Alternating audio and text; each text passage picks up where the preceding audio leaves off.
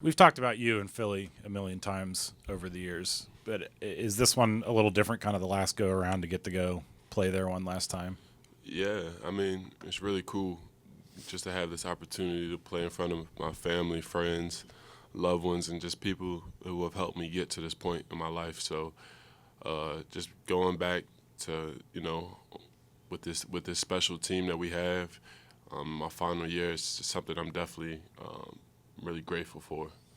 And when you look back to the recruiting pitch that Pat had for you guys, the idea that you could recruit Philadelphia, that you could play in Philadelphia, to go there and play with a bunch of Philly guys, Yeah. to be a ranked team, playing a ranked team in the Palestra, does that kind of feel like, you have a lot of things you want to do still, but that's sort of a moment where you go, we've achieved at least one of these kind of goals? Yeah, I think it all comes full circle for me. Just remembering talking to Coach when I was in high school. Like it's just another thing that I'm feeling like Coach has always kept his word on about the team, and just us getting to this point, being able to go back to play in Philly and have a bunch of Philly guys that are really bought into this program. So I think it's just a testament to him and just keeping his word, being a man of his word, and just always standing by things that we've talked about even from 4 years ago. After that Michigan State game out there, did you think that you would ever get this opportunity again? That somebody would agree to play you guys out there? No, I never thought I never thought that anybody would agree to play again. But I'm grateful that Coach McCaffrey did. But like you said, no, I never thought that I would play in Palestra again. And then, in terms of a timeline, when did this come on your radar that this was a possibility? Did staff or anybody start talking about it? Um, I can't really pinpoint exactly when. I want to say maybe at the beginning of the school year or maybe in the summer. Coach mentioned trying to get somebody to play there. Um, but that's really it. And I was just excited because I thought he was really going to push to, get somebody to agree. And it's a great environment for both teams. It's one of the coolest places to play in the country. So I was just hopeful that somebody would agree to play the game. And then, what are your recollections of that last experience? Yeah, I told my teammates how that Palestra game was probably the best game I ever, like just in terms of an environment that I've ever played in my life. I've played in high school where it was sold out, but it's just a different energy, a different environment. Just being there in college and just seeing all the white everywhere. It's just special. It's a special gym, and Penn State proud comes out for the game in Palestra. How many people will you have at the game? Uh, Probably 60 people. I know we can only get so many tickets individually, so a lot of my family had to buy tickets and stuff like that, so probably total around 60. And is there any element of trying to get across to the younger players to not get too caught up in what they're about to experience? You know what it's like, and Yeah. you went through it as a young kid. What was it like for you then, and do you have to get that message across? I don't think I do. I think we have a really mature team, even for some of the younger guys like MJ. I think he's really mature. I think Miles is really mature. Miles has played in huge games already on the road. Like playing at Purdue isn't easy, or Michigan State, and he's done that. So um, I don't think I had to give that talk to him. And I remember me being a freshman going back, and I have a lot of reasons to have like the jitters, to be nervous being home in such a big crowd, but like you just feel the crowd behind you, and that thing's just a little extra energy boost. And you guys had to fight so hard to get up to where you're ranked. Now you're back in the Big Ten. How important is it to maintain what you've done to stay where you are? Yeah, I mean it's extremely important, and we're not done. We talk about it all the time. We're just not going to stop, and there's not going to be a let up within the team, within leadership, or anybody, and we're just not going to allow it to happen. When talking to Coach and just the team at the beginning of the year, we all set out goals, and we still want to attain those goals, and we know what it takes. So we're going to just keep going and keep just getting better. And one last thing, there's been a lot of talk about your three-point shooting. I know the percentage isn't quite where you want it to be, but how important is it for you to keep shooting those shots, to keep opponents honest, and to build your own confidence?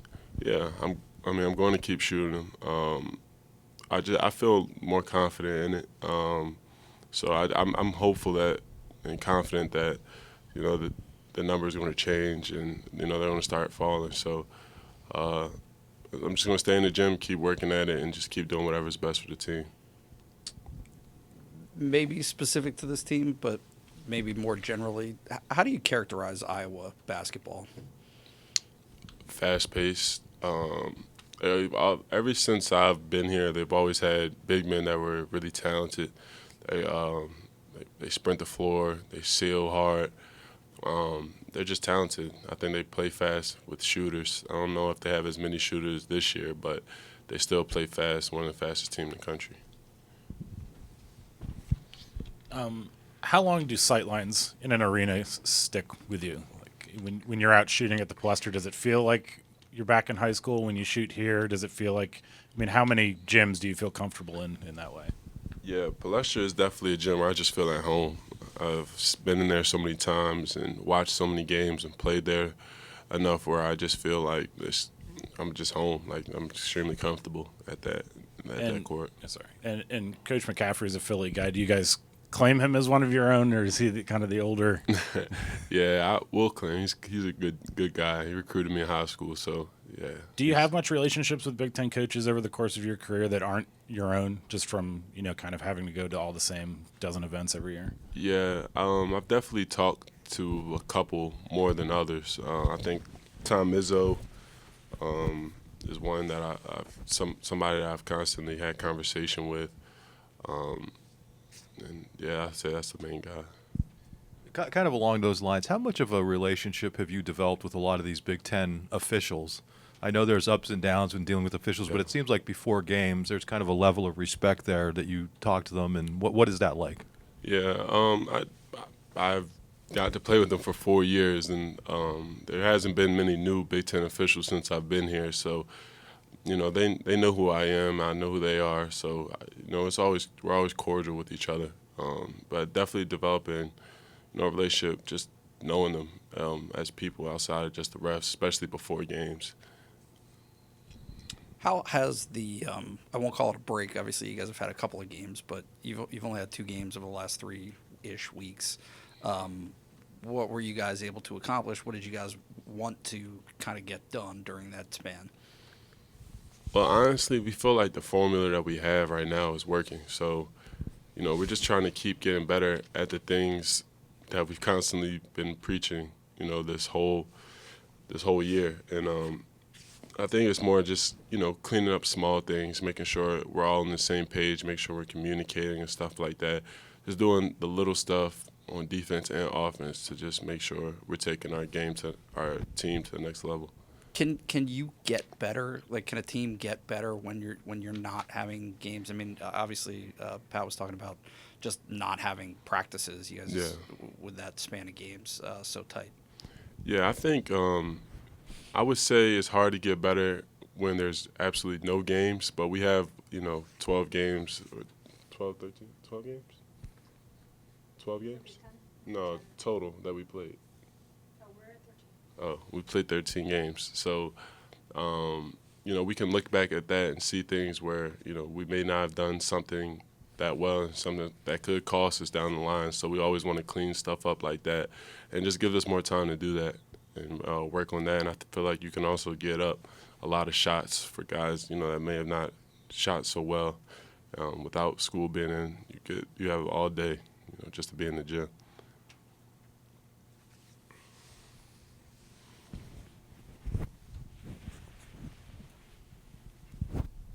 Lamar, what's your kind of first memory that you kind of vividly remember of going into the Palestra, maybe when you were a kid, and how much does that go into your mind every time you go into that arena?